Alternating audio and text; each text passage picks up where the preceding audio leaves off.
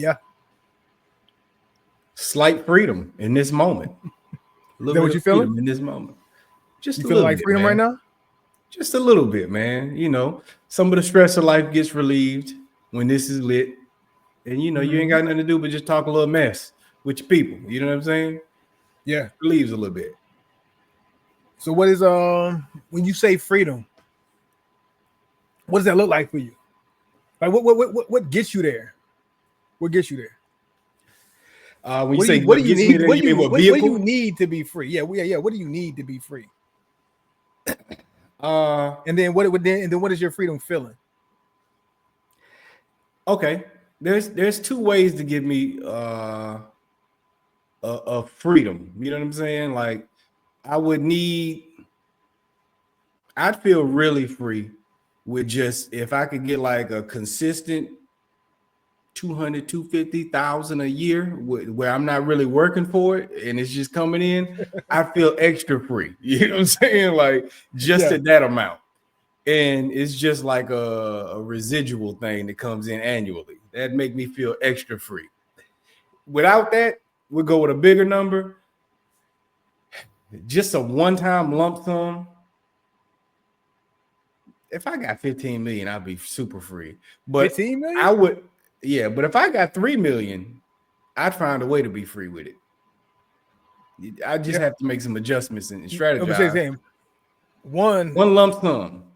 How like depending on what your lifestyle looks like, for one. Because you can stretch that depending on your lifestyle, location, where you at, things that you want to embark on. Now don't get me wrong. I wouldn't be totally a little bit. Free.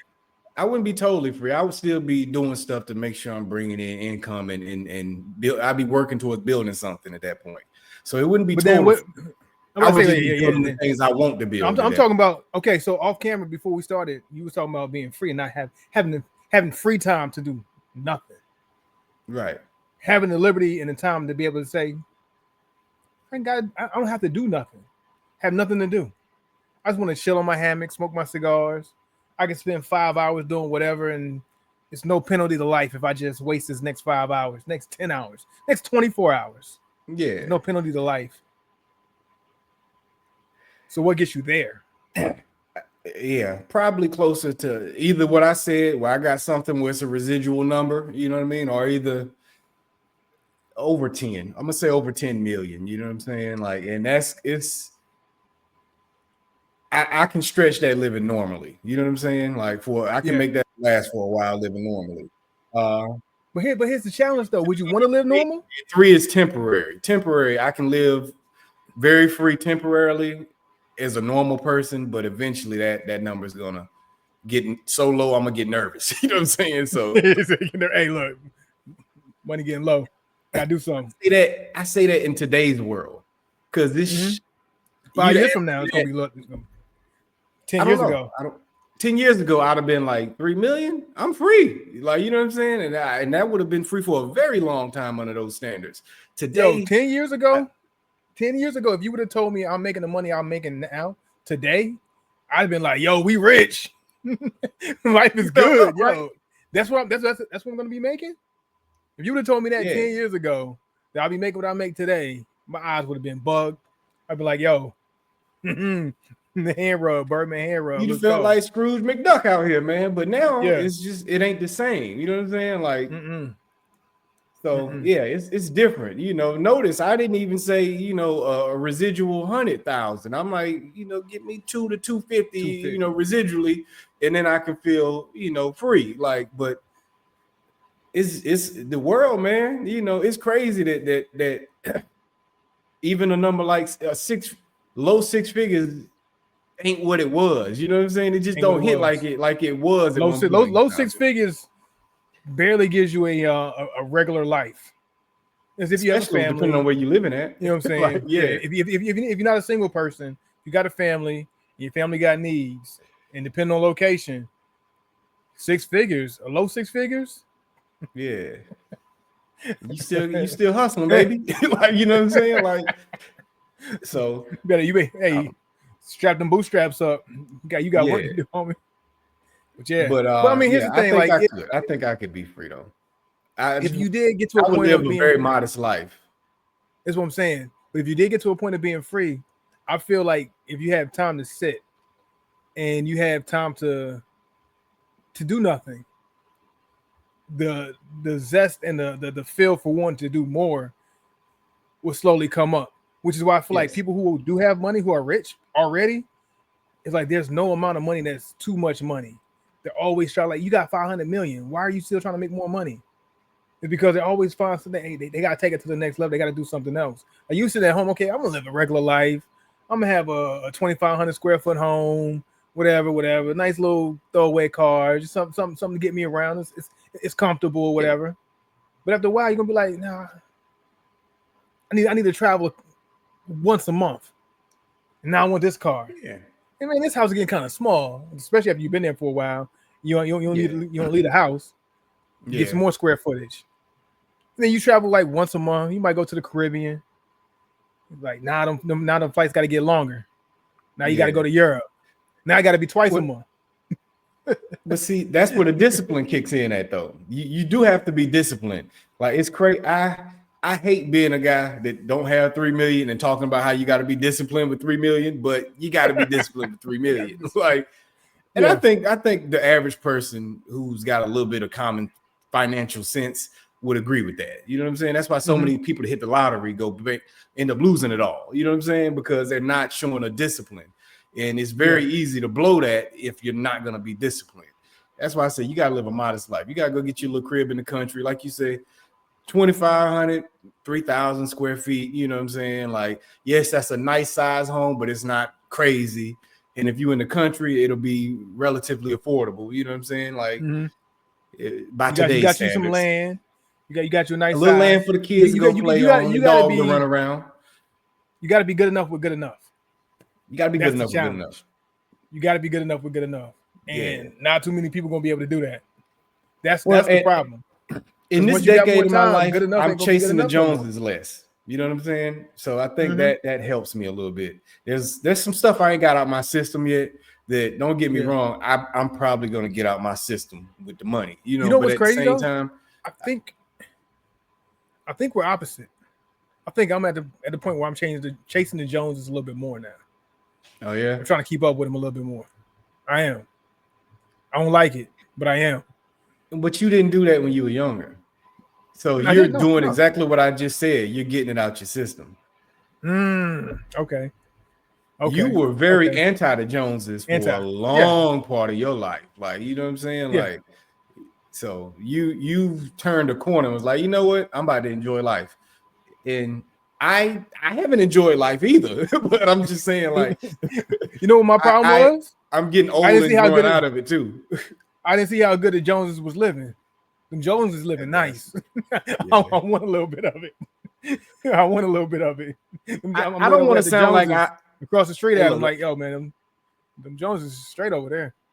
Hey, don't misunderstand. I like when they got their driveway.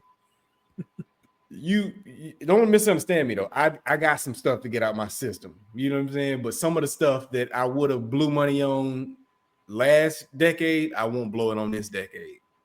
Yeah. Some of the watches and jewelry and stuff that I probably would have went out and got, stuff, the bug for that is gone. Don't get me wrong, stuff come in cycles, so maybe I'll grow back into it, but it's less exciting to me. That's not as sexy. A sports car isn't as sexy as it was at one point in time. I have no urge for a Lamborghini. Maybe one day I will, but not today. I'm suppressing my urge so I can express my urge later. My urge is there, but I'm suppressing it. I'm ignoring it right now. I want the watches. I want all to smell good. I want the clothes. You know what I'm saying? I went to Neiman Marcus a couple weeks ago. I walked around, felt out of place, felt like I didn't belong. Did you want that in your 20s though? Right at the bottom. No. Early 20s. I don't think you did. I could care less. No, I didn't see you as a necklace guy back then. You know what I'm saying? Or a big gaudy watch guy. You know, like so. You just reached a new cycle, and I think that's why it's easier for it to get out my system because I wanted all that flashy stuff since I was a teenager. Like I always wanted it. I'm a Leo. I want that. Like, let me get that. You know what I'm saying? I need that. Like, but now I'm like, I'm cool. And then so you feel like once you had the ability to get it, you got all the money that you can have. You would look at it like, you know what? The satisfaction of I could get that, but I'm not gonna get It's that. enough. Might It's feed enough. me. It might feed me. I like the idea of that. That's sexy to me. I can get that. I can have that. I don't want that. You know what I'm saying? Yeah. Like, Yeah. I like that. I used to, many years ago, I used to like the idea of that with the ladies and stuff, man. You see a dude chasing her, and you like, man, I can have that, man. I had that. You working on hard for it. Like I don't want it now, but I don't want it, bro. But I see you working extra hard for it. Like, you know what I'm saying? I didn't work that go hard for for it. I used to like that, so I can see me liking that with the jury and stuff too, Yeah. like it translates. But I feel you. I feel you. And hopefully I'll get to that point. And I think that's where the discipline comes of being good enough with good enough and saying, you know what? I got the money to be able to afford to get this, but I'm cool with that. Like we talked about cars before. Like, you know what I'm saying? I'm a Mercedes guy, right? yeah. But E-Class right now was good enough for me. And I feel like even if I had a lot of money and if I had all the money to get whatever kind of car I wanted, I would probably still be cool with the E-Class. Let me get the E-Class. I don't need the Maybach. I'm cool. I'm good with that. Let me get the E-Class. But this is why you shouldn't feel guilty about what you're feeling in defense to you is because you've been a Mercedes guy for a long time. So you've reached that stage. Like I said, I was I wanted the flashy stuff for a long time. Took me 20 years to outgrow that. You know what I'm saying? Like, so for you to just now be entering that stage, it's like, yeah, you got a little longer to feel that way before you outgrow it. You know what I'm saying? Because it's a newer urge for you. So, Yeah. Take your time with it, man. Work your cycles normally. Go through your cycles. Yeah. No, I still won't. You know what I'm saying? Yeah. Joneses, I'm gonna see you. I'm gonna see you. I'm gonna see you, Joneses. But yeah, hey, so man, here we go. Another day, another cigar, another nice burn. You know what I'm saying? Atypical Denzel fashion. Hey man, my burn kind of looked like yours, man, but I just knocked it off by accident, man. I set my arm down. Hey, and that thing said bloop right off. So this is what we at. I was about to knock mine off, but I'm like, you know what? I'm gonna let mine burn. Hey, I seen this one thing. It was on TikTok. They were having an ash burning contest. It was somewhere in Asia, and they were smoking these cigars. They were having an ash burning contest. Did I ever send that to you? I ain't see it. I never sent that to you. I meant to send that to you, but that joint was, it looked pretty fun. I was like, let me get some of that. Let me see what I can do. It was like ash all the way down here, the cigar all the way here. They were having an ash burning contest. And everybody was smoking these cigars like this, trying not to drop that ash. You got to be delicate. Come on, like all the way down to the final third, everything ash. Man, I ain't got the neck for that. Me in that competition. I'm gonna get sore after a while. We ain't got the neck for that. Trying to hold that ash. Yeah, man. Yeah, but speaking of ash, man, what kind of ashes are we burning today, man? What's our cigars of choice for the day? All right, brother. For me this week, shout out to Florida. You know what I'm saying? Shout out to Florida. Okay. Special place to us both. Yes, birthplace of myself. You know what I'm saying? Like Florida. We some Florida boys at heart. So this cigar here is called the West Tampa Circle of Life. I've seen the West Tampas. Okay. I've seen those. I never grabbed one, but I've seen them. Definitely. Yeah, man. So West Tampa, shout out to the Tampa folk. Shout out to my family out in Tampa. You know what I'm saying? West Tampa. My retirement home. That's where I want to retire at. Shout out to your retirement home. Let me get the specs on this. We got a where is it at? So these are, the guy at the shop told me this. These were made by Perez Carrillo. So it's at their factory and they rolled it for them. Okay. EP. So this is EP, and the blend is Ecuador, Nicaraguan, and Dominican Republic is what it is on this. But it doesn't say the wrapper on it, so I don't know. That's what I got though. West Tampa Circle of Life. Okay. Yeah. Nice. So you got a nice little mix. Only thing that you're missing in there is some Brazil. You need some Brazil. Yeah. Yeah, shout out to Brazil. Shout out to Brazil. Hey, we love y'all in Brazil. What up, Brazil? You know what I'm saying? I need a trip. I need to make my way down there. Man, pass due. You All right, got. so me, man. I don't got know that Romeo. name. I got Romeo. I'm back home. Yeah. For y'all who know, this is where my cigar journey started. It started with Romeo. Your origin Got me story. started off nice. Say what again? Your origin story. My origin story, yeah. So take me back to the beginning. But not the Romeo I started with. But this particular one, I'm trying to remember the price point that I went. I think I priced up on this one. So I remember the first Romeo I had was always like one of those. It was a low to mid range price stick. Of course, we got it off the streets of Miami, South Beach rather. Medium price from what I remember. This one is priced up. I can't remember the exact price point, but it's close to 20. I want to say like 1920, if I'm not mistaken. Hey, so bro, I was hoping. Look.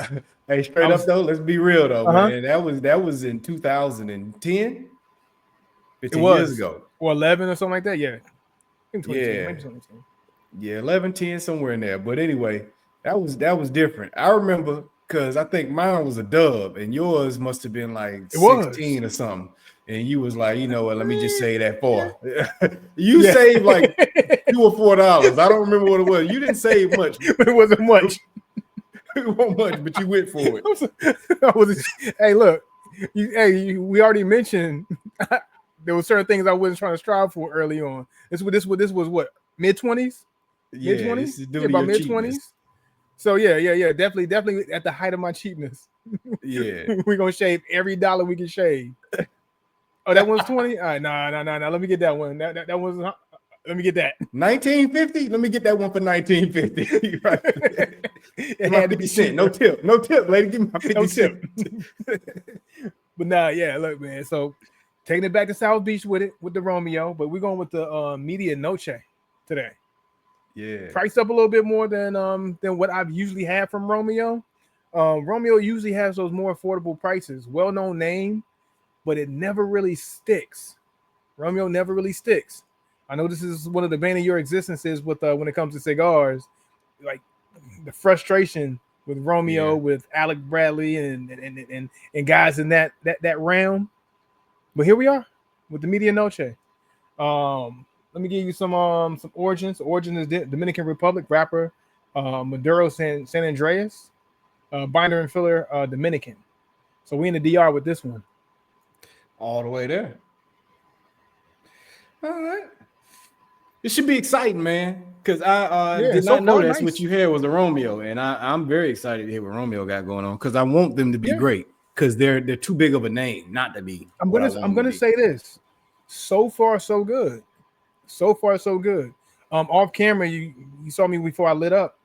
I gave it the aroma test. You know the pervy smell. You better smoke like you smell. So yeah, and it's very pleasant smell. Like knock my socks off type of pleasant aroma. So it's so far so good. It's getting me there right now. It's definitely getting me there right now.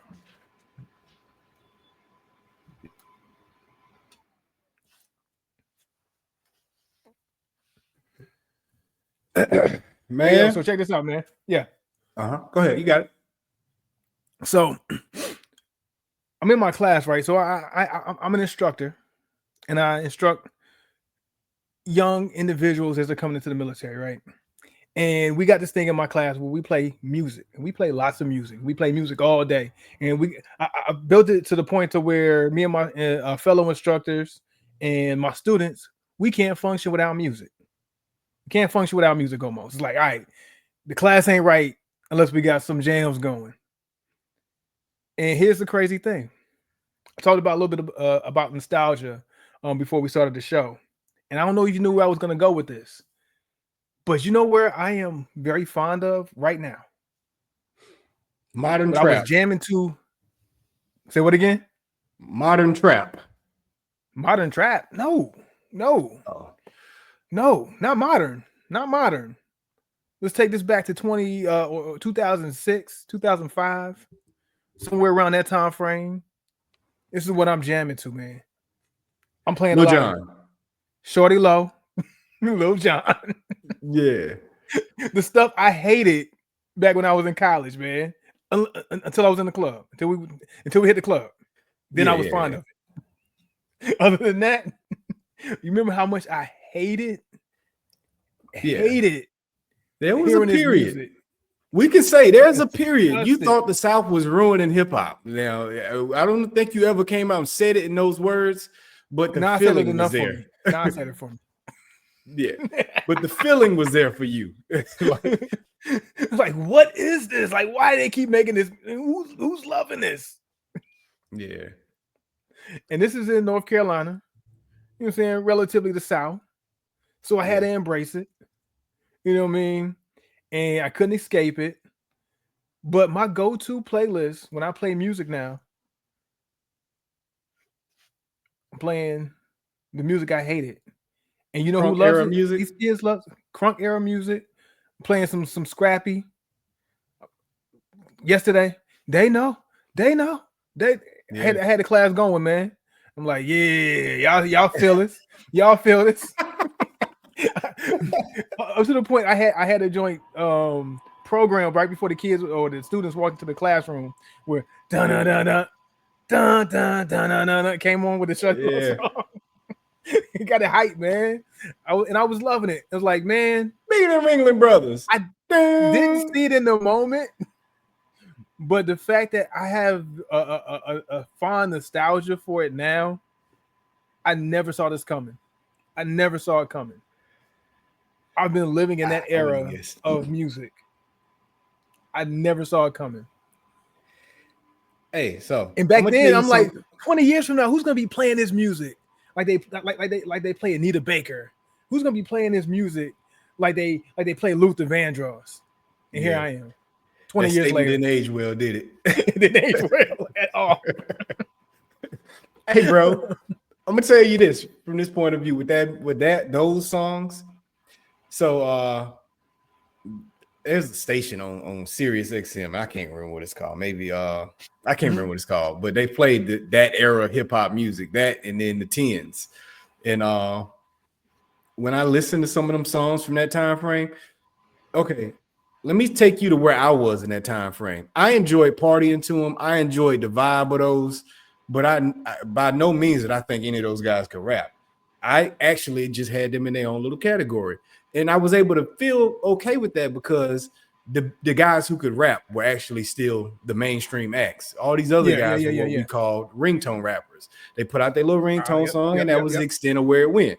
They went away, and it was time for an album to drop. The big dogs came out and sold the records, and therefore it kept dudes with the ability to rap on top because they were the only ones doing numbers. Yeah, still on top of the food chain. They stayed on top of the food chain, so I was not bothered by those guys who would come in and drop their little dance record or they snap record or they crunk song and go. Like, so when I listen to those songs back today, I'm like, oh, they actually didn't rap that bad, and I'm able to say that. But I guess just compared to what I hear now, I'm like, oh, these guys are better than these guys. They weren't that bad. They just didn't have good tone. They didn't have necessarily good rhythm, you know what I'm saying? But what they were actually saying, the cadence was off. Like it wasn't sonically pleasing in that moment, in those moments, not to what we were used to, like what we were coming off the hills of. It wasn't clicking. But now so far removed from it, without muddiness of what you were hearing back then, and with the scope of sound or music being so vast, and you having so much of what's mainstream now. That's more palatable now. What we were hearing back then is more palatable now. Yeah. So do you hear those guys now? You like, oh, they weren't as bad as I thought. Not just the songs, but the actual rapping itself. Yeah. Like, now, still, like, I don't feel like it was the greatest. Not the greatest. Like even Waka Flocka, right? I was playing some Waka Flocka. He was saying, I'm not a rapper. I'm not a good rapper. I like Nas. I like people like that, and Rakim, and those are people I looked up to out of his own mouth. But he just freestyled. I was playing, I was playing Go Hard. I was playing Hard in the Paint a couple of days ago, and I'm like, I like this. You know what I'm saying? I was jamming to So Icy yesterday. So I say, you know what I'm saying? I was there. In 2006, you would have never heard me playing that song. I would have never had teed that song up, ever. Hey, but look, And man, jamming to Gucci it. can rap, man. Gucci to the sonically to the average ear though, he's not gonna sound like he's never gonna sound like a Nas. You know what I'm saying? He ain't smooth like that. He kind of got a fat tongue, like the little slur when he talk, and a lisp or whatever. But Gucci can rap, like you know what I'm saying. But I didn't in the moment. I didn't think Gucci could rap. I look back on some of Gucci stuff now and be like, Gucci can Was rap. all right. Like, he was all right. You know what I'm saying? Never gonna be the top guys. He never gonna be at the food. He never T.I. Ludacris or nobody. You know what I'm saying? But he had a little something. Lil Wayne, but he had a little something though. He was that tier under, like you know what I'm saying. And I would have actually thought he was more tiers beneath that, like But I look back on it and I'm like, maybe I was a little harsh on some of them guys back then. The actual ability and to make songs. You feel like you were harsh. If you feel like you were harsh on them. I still enjoyed the songs though, but I could not. They weren't that good in my mind, bro. I could not enjoy them back then. Like it was all best off. No, it's not playing in my car. It's not happening. Only time we was at Fluid, we was rolling with it. Let's do it. Rumba Latina. You know what I mean? Hey, let it play.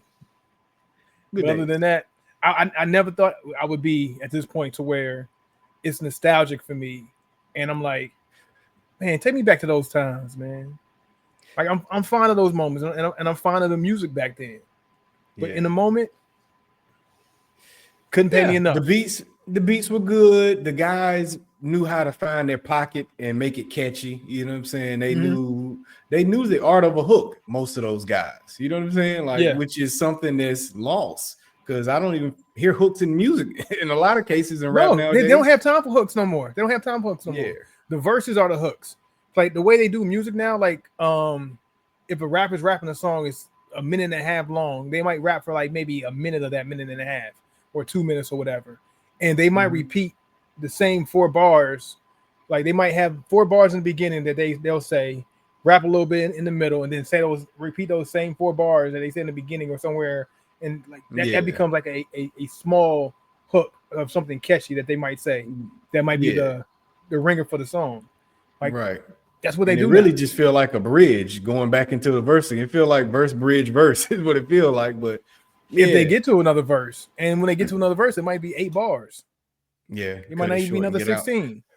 Yeah. So the guys back then, they understood song structure. They understood who they were speaking to. You know what I'm saying? And so I got to give a lot of them guys credit for some of them songs back in the day. That may not have been looked at with credit by the enthusiasts, the hip hop enthusiasts. The nerds, the snobs. You definitely didn't get credit for me. Snobby, yes, that was me. Yeah.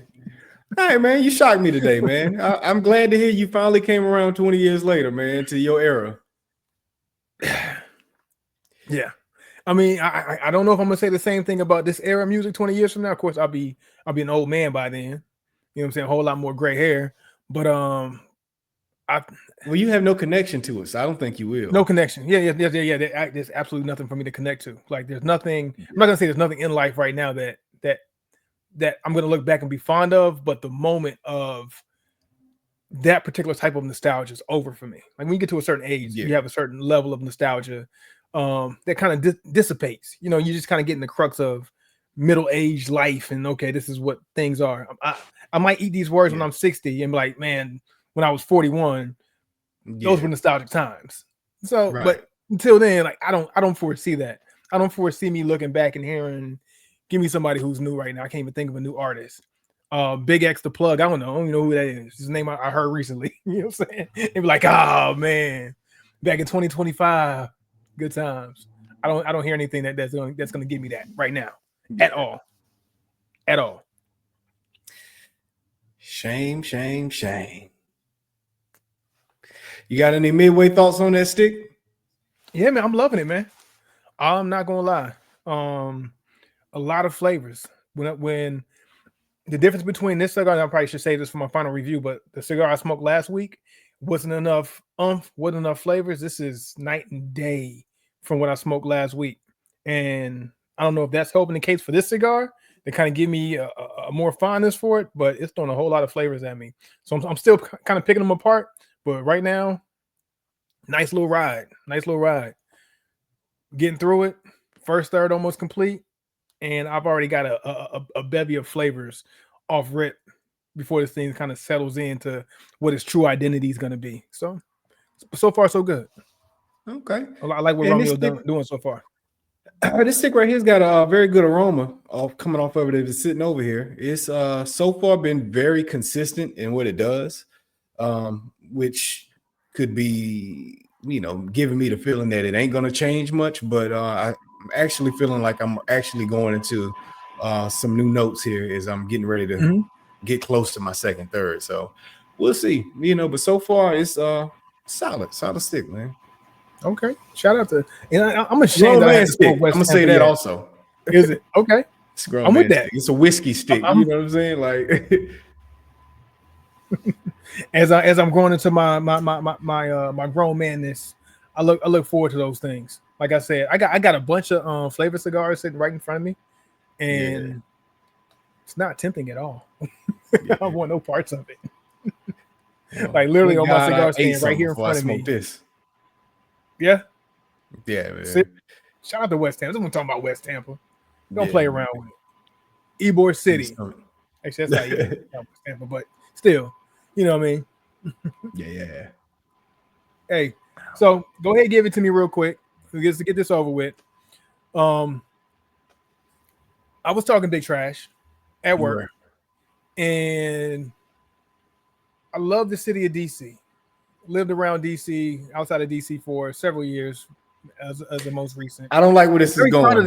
Don't clean this up and be like I'm not cleaning it up. I'm not cleaning it up. Okay. I'm not cleaning it up. No. When it comes to sports, I don't care if it's Tampa, how much I love Tampa, how much I love the city of San Diego, how much I love the city of Philly. When it comes to sports, I'm a diehard Detroit guy. I've been around the world. I've lived a lot of different places, and I've become fond of a lot of places. New Orleans has a very fond place in my heart. When we play the Saints, I ain't got no love for the Saints. Okay. Ain't got no love for the Commanders. Yeah, so my Lions played the Commanders this weekend, and we had big aspirations for the Super Bowl this year, and I thought we were gonna make it. And I got a little too cocky, and I was talking big trash. And I got a Commanders fan at work. I love DC. I love DC, but it's over for them boys. You know what I'm saying? I'm talking like it's not even gonna be a contest. It's gonna be a wash. It's gonna be over with before the thing even start. I'm seeing the chance. We want Detroit. Like, you sure you want that? You sure that's my? I'm sitting there, chest poked out, and I had to go back with my tail between my legs, and I manned up in the situation. I went straight to dude. His classroom was on the other side. I walked all the way to his classroom. I'm like, just go ahead and give it to me, man. Just go ahead, lay it on thick. It's whatever. I don't care, man. I gotta eat this. So yes, I had to eat it. You ate it, man. Hey, look, bro. I told you this after y'all took the L. If y'all would have lost to like the Redskins or something, I'd have been cool. But y'all lost to a PC team, man. I mean, like you lost to a politically correct team. Like, lost to the Commanders, bro. Like, what is that? And you lost to them. Like, your logo's a W. Come on, man. Y'all lost to. Yeah. What a disappointing way to end your season, bro. Losing to that. That name is the name you got to look at as the person that defeated you. The W's, the Commanders. The W's, bro. The W's, man. Yeah. And you know what? I've been saving something for you for a while. What's that? Because I hadn't had the right opportunity to show you this yet, but why not? You know what I'm saying? I don't like the way this is going. Here's a little glimpse into our WhatsApp. Can you make out what's going on there? At our background. Why is that in your background? It's been there for a while. why is that your background to our WhatsApp? And how long has that been there? Since the night of the game. See that blue jersey on the ground down there? Getting stomped on. Getting stomped on. It just warms my heart when the conversation gets rough. You know what I'm saying? Like, So the whole time since last week, It's been up there for a strong yeah, week. we've been exchanging conversation on WhatsApp. This is what's been in your background this whole time. The whole time. No mention from me that I did it. You know what I'm saying? I just wasn't even going to mention it to you. One day you were just going to see a screenshot and just see it was there. You know what I'm saying? But I figure I break the news to you now. Like, you know what I'm saying? I hate you. That's how I've been living, bro. With friends like these, who needs enemies, man? Hey, man. The arrogance, kick man. me while I'm down. I didn't kick you, yo. You didn't just was supporting my team. That's it, man. Like, I was supporting my team, bro. That's it. Hey, look, this is how I look at it, right? Look at it from this point of view. I told you early on, before you went out and bought all that paraphernalia and gear and celebration stuff for the house for your party you were gonna have on Super Bowl Sunday. I told you in advance. Lions party paraphernalia everywhere. Everywhere, man. And man, put that on Facebook Marketplace or something. Sell that stuff. It's for worthless. Cheap, man. Get it out. Yeah, man. It's worthless. But bro, I warned you in advance, man. All you got to do is be prepared. You should have took Creed when I said, "Hey, bro, you know, middle of January, y'all season over with, man. But y'all had a great season. Y'all can take this momentum into next year." You know, I warned you, bro. Like, hey, look, but here's the thing. But this is where I had to take it on the chin, right? Because I knew not to get arrogant. I've been a Lions fan all my life. You know, all my life. Detroit, late 80s. in general. A Detroit fan, yeah, since the late 80s. I was born into it, bred into it, right? Yeah. And I've always known, especially when it comes to the Lions, to expect to be disappointed, no matter what. Especially them. So I'm like, anytime I'm watching games and we might be up big, I'm like, yep, waiting for the bottom to fall out. Oh, we actually won this game. Oh, I'm surprised. Oh, or we lose by some kind of catastrophe. Like, yep, I knew it was gonna happen. All right. So that way I'm not as hurt. So between like last year when we lost in that second half to go to the Super Bowl, right? That crushed me. Only because I'm like, we're 2 quarters away from making this to the Super Bowl. This is unreal. So my expectation got high as we were winning just to get let down. Now, if we would have showed up to that game and we would have lost like we lost against the Commanders this last weekend, I would have been happy. I'd have been like, all right, cool, whatever. I expect the bottom to fall out eventually. We good season. You know, I was prepared for that moment last year. But my big letdown was the fact that we got this close and then dropped it. Now, this year, last year would have been easier on you. No. Last year would have been if we would, because last year was fashion. But last year was like the surprise. Like, we doing it like that. Like, I'm just saying, this year, going into this season, you knew y'all was what y'all was. I don't think you really knew how good last season was going to play out. I think a part of you this season should have expected this season to play out, the regular season to play out the way the regular season played out. You know what I'm saying? Like, you get what I mean? Like, I thought you would have been more cocky this season than last season. No, I was. No, that's what I'm saying. I was more cocky this season. I'm saying the hurt last season only came because we got so close. That's the only reason why I was hurt is because we got so close last year. So if, like I said, like if the game wasn't close, if we would have lost, say, the first round of the playoffs last year, I wouldn't have been mad. If we would have lost the same fashion last year, I wouldn't have been mad. Like, okay, whatever. I was only hurt because we got so close. Now this year, I would have took that as like because we got dub. Like, man, look at the fight we put up, man. You know, I thought you'd have took that in pride, like with confidence. Like, yeah, look, we about to go smoke them next year because you want to go out with a fight, right? You don't want to see your guys go out and get blown out. I'd rather see them in a close one, like this one, like this one. So this one to me it hurt a lot more because it's like, yo, all of that for this that close. You know what I'm saying? Like we got blown out. In my opinion, we got blown out. Yeah. You let somebody score 45 on you. Yeah, we got killed. We got killed. Yeah. It was ugly. It was frustrating. Yeah. So the first half was decent. Man, barely decent. They put 31 up on us in the first half. Nobody. What was y'all score? Y'all was only down by 21. Like one touchdown, right? Yeah, no, it was 31-21. Then we came out in the second half and scored, and then we got it down to 3. And then I'm like, okay, bet we got a game. We might be able to take control. Yeah, botched it. Was over. Yeah. So I'm hurt, and it's gonna be a long 8 months, and I got to sit with it. Good. And I know better to ever get too hype about my team. I've learned my lesson. This was the only time in almost 40 years that I've gotten that cocky about my team, Yeah. and never again. I sit here like a proud father to hear those words come out of your mouth, man. And Hey, I'm still I wearing my thank you for jersey. I'm saying still them. wearing my hats. You know what I'm saying? I'm still gonna rock my gear, and I'm still gonna show up every Sunday. But I'll be watching the game with a side eye. A little humility this time. Yeah, good. Look, you, yes, This I'll take moment it. felt better than I thought it was ever gonna feel. Put my chest down and sit it down. Get your chest out. It's better than I thought it was gonna feel. It's a good day. I hate your background. I hate your background. I should put up a green screen and make it where this is my background. That's what I should have been wearing today for the episode. Oh my gosh. Oh, friends like these. Friends like these. Anyway, moving on.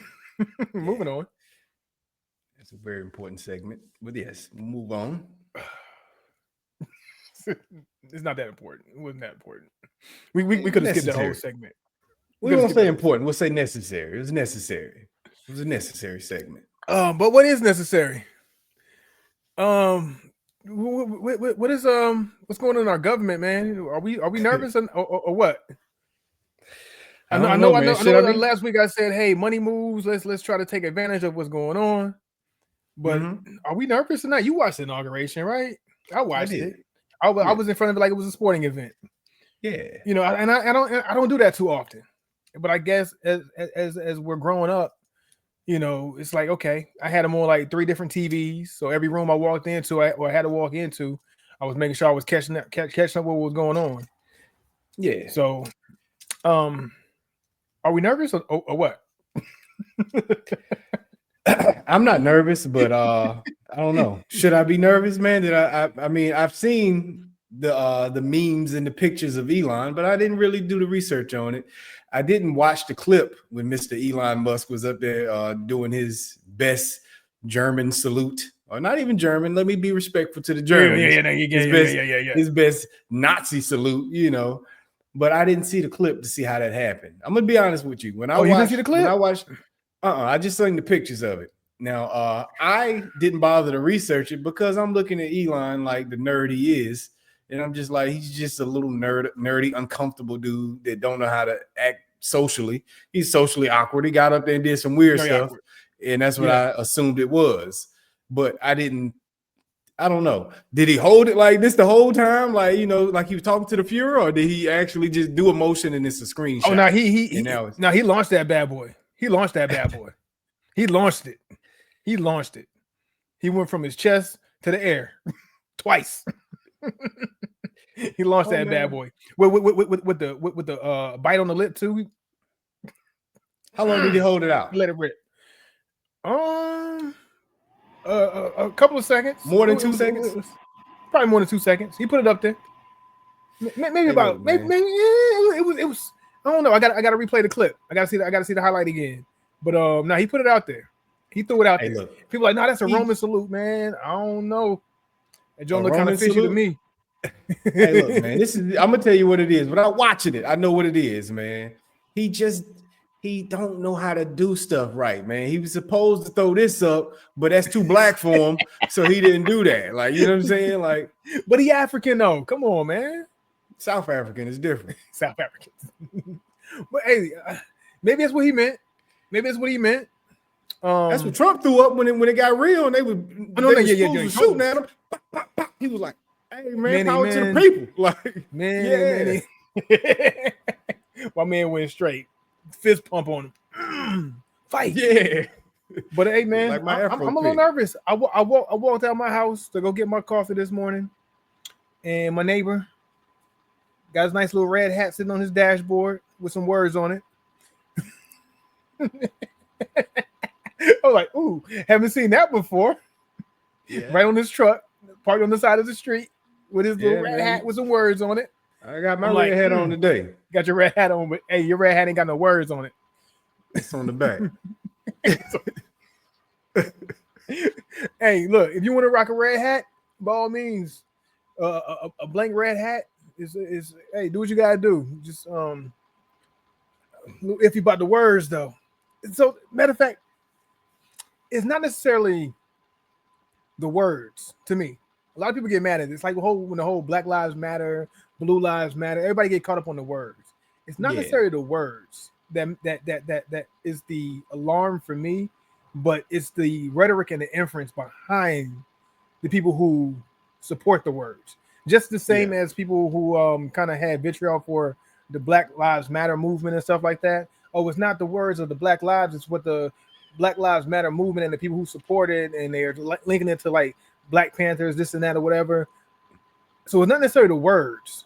You know what I'm saying? By all means, like when people say "Make America Great Again," and they're like, "When was America ever great?" Well, I mean, America has been great, and if anybody thinks that there hasn't been any moments of greatness in America, you're really missing you're missing the mark and yeah, appreciation for this country. Has it been perfect? Has it been perfect for Black people, people of color, people of different ethnicities? No, it has not.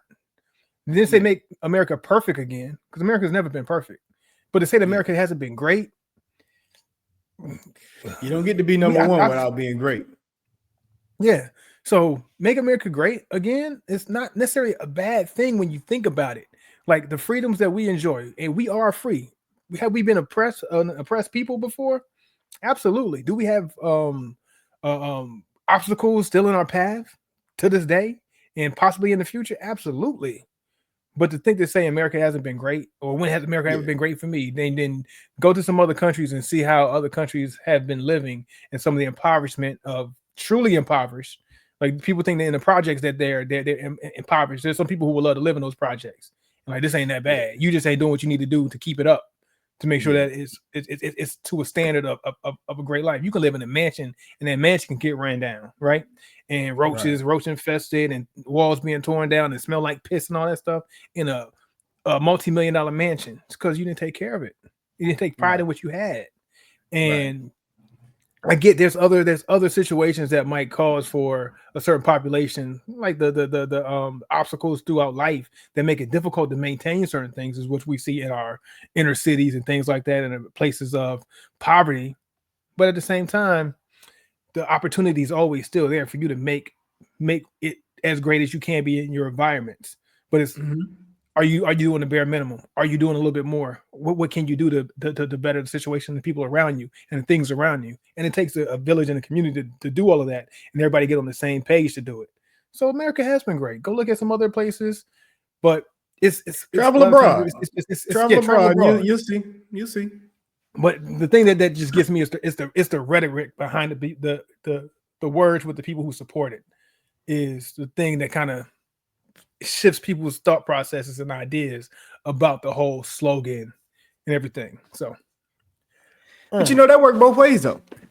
That's mm, on both sides. Both sides. You get to look into the supporters, and when they become, anytime the supporters are too radical, it makes somebody who's more in the middle a little uncomfortable. You know what I'm saying? yeah, Me and you are people who more in the middle. Like we yeah, can see the good in both parties and both sides. But mhm, once and we can see the bad on both sides also. But when yeah, somebody's radical and they too far left or too far right, it's like, hey man, I gotta keep an eye on you. You got to scale it back because yeah, you can't and go. that's There's what got gets to the be most balance in attention all of too. these point of views. Yeah, and it's the radical points that get the most attention that people see that gets put on the broad stage, and that becomes the representative of whatever it is that they're representing. Is that Right. radicalism? The more radical part, just when it comes, like when you think about Black Panthers, Black Panthers wasn't always just a complete radical organization, No, they but weren't on a broad scale, when they put it on the stage, it was presented as a radical. radical movement. Yeah, Yeah. the So it got a extreme bad point of name. views. Yeah, the Yeah, extreme points of view that was put on the main stage to kind of skew the idea of what the Black Panther Party represented, which was not always the case. Right. And that's the media's fault. And the media today is not the media of yesteryear. So the media today is us. So we Yeah, I have was to gonna be say, like, matter of fact, we I'm have a glad you said that, responsibility with that. because you said the media's point, media's fault, and I was gonna say, no, not necessarily the media's fault. It's the people who are consuming the media and how you Or you present it perceive what and it is. Yeah, perceive but and present. then when you said we are the media now. Yeah, we are. That puts more onus on the individuals who's one Yeah. pushing the narratives and then also receiving the narratives and how you receive Yeah, it from your perspective. right. Most So we definitely, got a lot man. more onus. Yeah, we do. And this is why and because there's so much information out there, I I'll tell anybody in a heartbeat. If you're on the left, you need to know what the right is saying. If you're on the right, you need to know what the left is saying, because now you have to take both people's information and figure out the truth somewhere in the middle, because they're both Yeah. saying it and they're skewing it in a way to make their side look better and make the other side look worse. So the truth is always somewhere in between both people's story. You got to go Yeah. find that gray area, man, Yeah. because Got to find a people gray area. let their biases determine how they perceive the actual information. Like, I'm already hearing people say different things regarding what Trump is going to do and how they're and it's just like, oh, they say he put several different possibilities out there that he's pitching, and it's like, well, how are you concluding by mixing all five of the ideas and concluding what it's going to turn out to be? It's just like, okay, you're kind of showing your biases, because it could be either one of these. How are you going to Either one, yeah. create an average and then give an opinion of it? You know what I'm saying? And even then, once he puts something out there, it can still be revised. It's got to pass through several different people before it's ever passed into law. We watched a little thing back in school where they said how it becomes a law, on the steps, little cartoon. Yeah. Bill. Yeah. We watched Bill, the cartoon. I'm You know just what a I'm saying? Bill. So Yeah. it takes time, man. So with that being said, you got to really be careful who you taking stuff from. And way too often we hear one person in one video and then we start repeating it like parrots. Take it and run with it, and then make it. A lot of times, it's not even just repeating it, but it's making it whatever it fit your idea, and then you take your idea and then you repeat what it was said based on your idea of what you perceive. And then it becomes something like just when you play the telephone game. What you heard from one point becomes different at every point till you get to the end, and something totally different.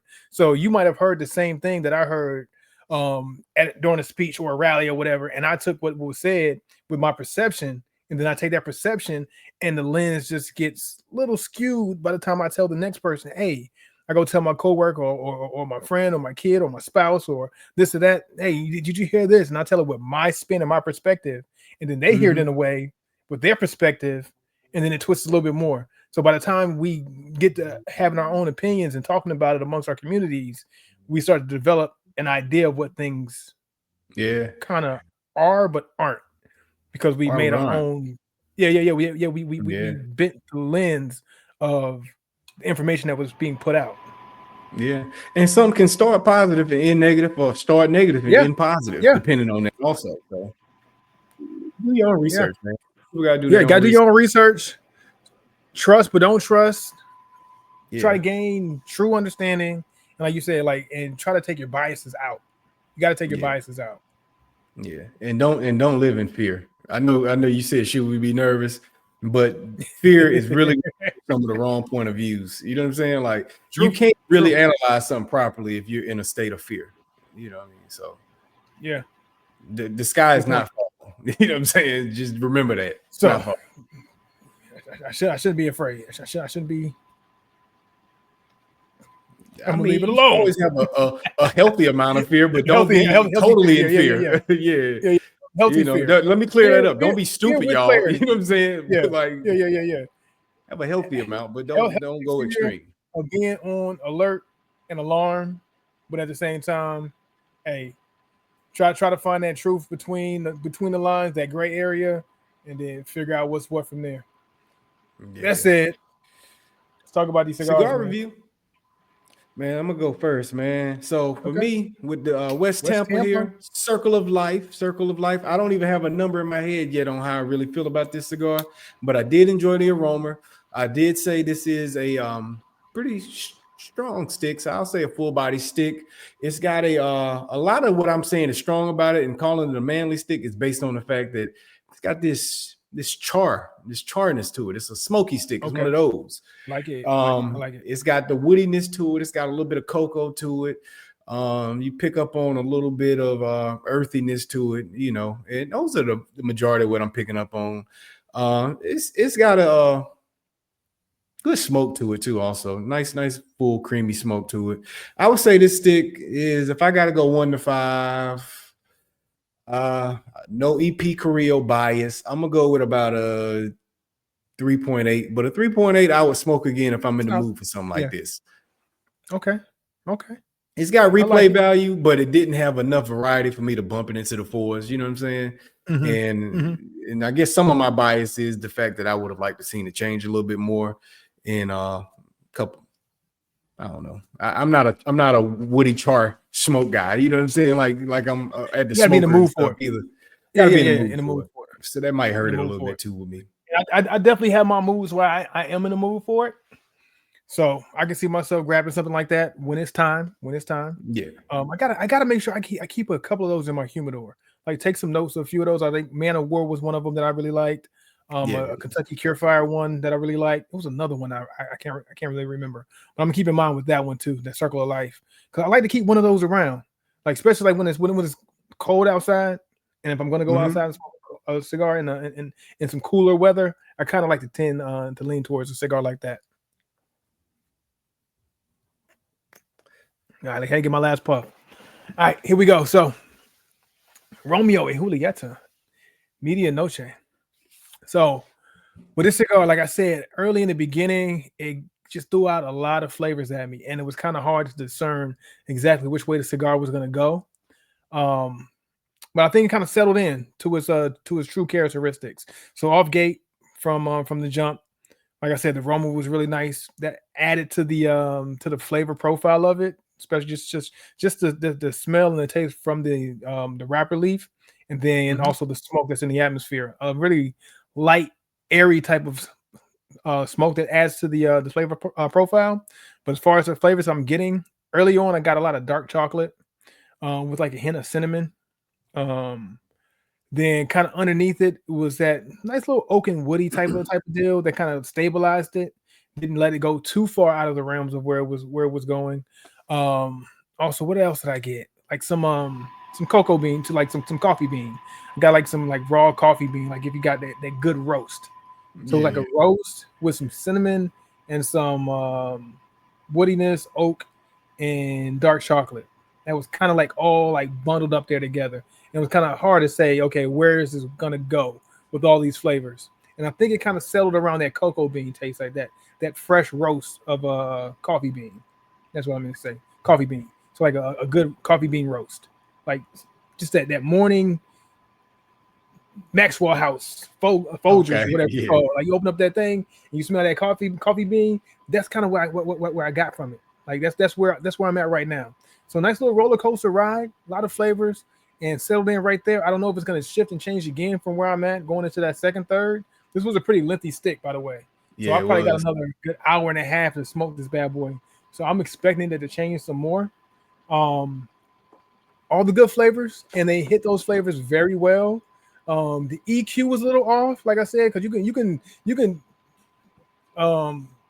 pick up on all those flavors. Nothing like blended to where you couldn't like really figure it out. Like it just kind of like hit at different points. I taste this, I taste that, I taste that. So I would like to see it EQ'd a little bit better if you're gonna throw all those flavors at me all at one time and then kind of let them separate themselves. Just to kind of ease up on the confusion as you're smoking it. But if you're looking for an explosive ride as far as like flavors, it does it very well. So if that's you, if you like an explosive flavor type of cigar that's going to give you a bunch of different things that you can actually pick out, by all means, go for it. I'm more of a good blend guy, so that's going to take it down a notch for me, just a little bit. Okay. But I like the fact that it gave me a lot of flavor and gave me a ride to this point. I'm going to say this, man. This might be the best Romeo I've had. This might be the best Romeo that I've had. So I think Romeo has found a spot to where it's kind of creeping out of that range. And I hope it hones in on what it's done with this cigar and just fine tunes it a little bit more to kind of make those top notch cigars. And I think Romeo can do it. I think Romeo can do it, and I like to see him do it. I like to see it. Yeah. So I think Romeo got a cigar that's going to land in the fours for me. I'm gonna get this guy at 4.1. 4.1. There you go. There you go. I like it. All right, that's what it is, y'all. Well, hey, we appreciate y'all for tuning in to another episode of the Cigars and Everything Else podcast. We up out of here. Keep your sticks up. Sir.